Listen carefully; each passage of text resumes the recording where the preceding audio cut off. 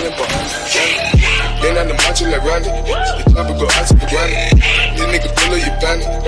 The killers understand. Yo, what's going on, guys? Your boy Tanner here, back at it again, and today we got a rep and review. We got the RPR Evo Bosozoku, however you say it, the gun with the pink anime things on it. So let's get right into it. First off, this weapon can only be unlocked in supply drops through the quartermaster, so this is a very hard gun to get in the game.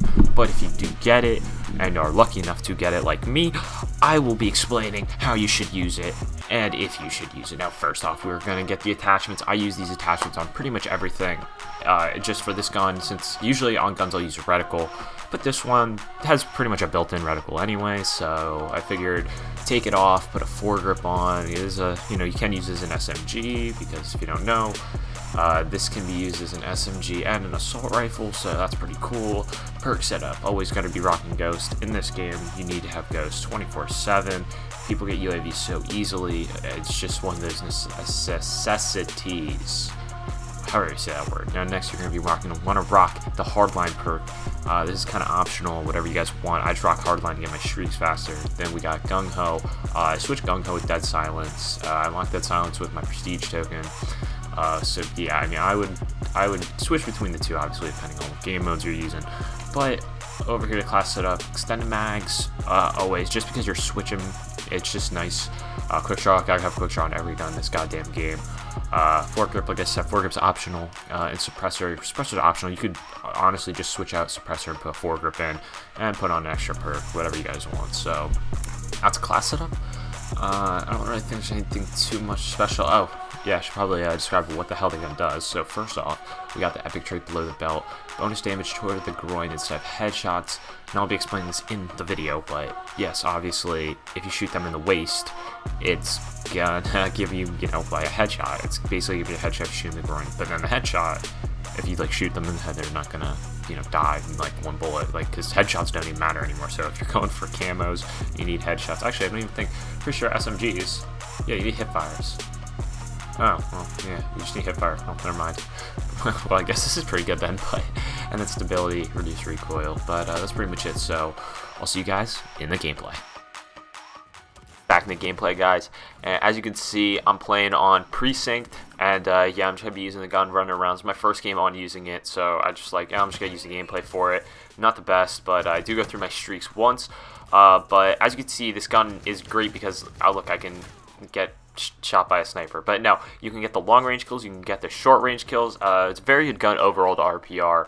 I also have a gameplay and a review coming up of the Ripper, the other epic, and I might be doing a video where I compare the two, tell you which one's better, all that kind of stuff. So stay tuned, definitely hit the like button if you want to see that. But just go over the gun. This is probably one of the rarest guns in the entire game because it's one of 3 epics that you can get that you can only get at supply drops. I mean, yeah, there's others, but I mean, I'm looking through them right now. Commons are trash, rares are trash, legendaries are trash. I mean, I guess the R3K Wasteland's decent, but I have that too. But yeah, Vault Corruption, Reaver Machete, but the bro, I'm gonna get this right one time. The gun with the pink. Oh yeah, my controller started to die too. I was like, oh god damn it, please not in the middle of this gameplay. But Vault Corruption is probably the only other gun I would say that I would want more than this, and that's probably the hardest. But this is definitely top 2. I mean, because you gotta get out of supply drop, and supply drops in this game are trash as fuck. But yeah, so pretty much, I mean, the gun itself, the RPR, is a pretty good gun. But I think this variant, I got this on my 2nd supply drop in the game. So first off, I was so happy. I'm like, oh my god, this had to be one of the rarest in the game because this is one of the ones you can get from supply drops, all this kind of stuff.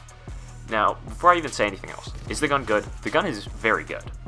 Don't get me wrong, but there are a few problems I have with it. I'll never forget the one time I was playing on Terminal and this guy was head glitching. It took like 5 bullets to kill him in the head, and I was like, why is this? And then I was like, oh yeah, because you don't do headshot damage.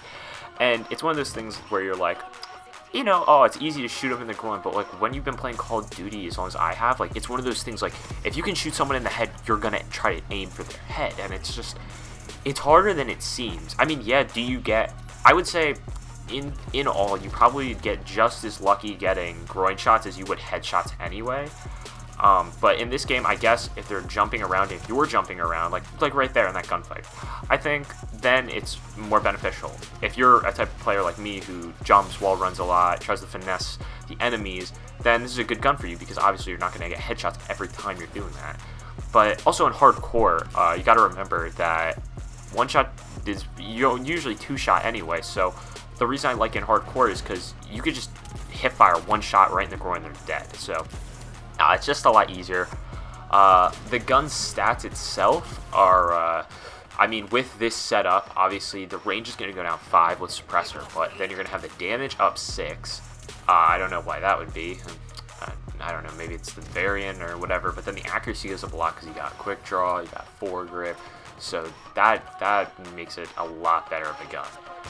But yeah, overall, I mean, you see the gun, it's melting them.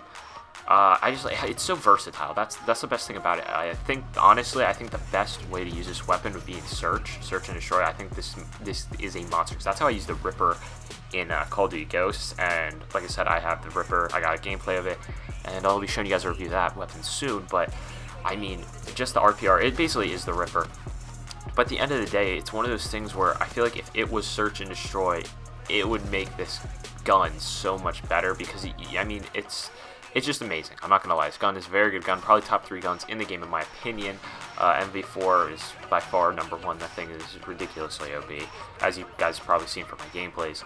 But yeah, if you guys have any other questions about this gun, anything like that, just let me know down in the description below. And that's pretty much gonna wrap up the video. Thank you guys, and I have some more gameplays coming up for you guys. And thanks, and I'll see you guys in the next one.